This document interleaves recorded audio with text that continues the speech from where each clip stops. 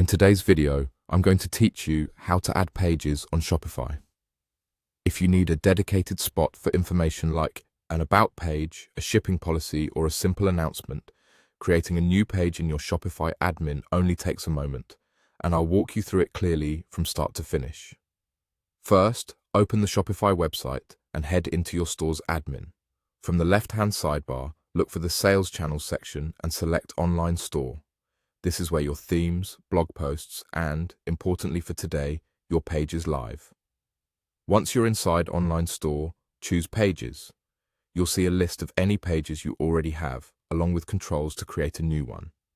Next, click Add Page. This opens the page editor.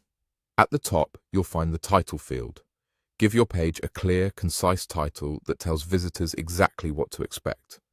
This title appears at the top of the page and in your browser tab, so keep it professional and easy to read. Scroll to the Template area and make sure it's set to Default Page. Templates control the layout your theme uses to display this page. Unless you've created a custom template for a special layout, Default Page is the right choice and ensures consistent styling with the rest of your site. Now, look for the visibility settings.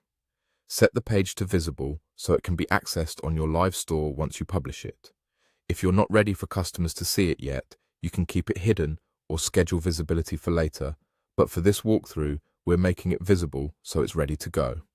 When everything looks good, click Save. Saving creates the page in your store's admin. Remember, creating a page doesn't automatically add it to your site's navigation menus. If you want customers to find it from your header or footer, you'll add it to a menu separately in your navigation settings after this. That's all there is to it.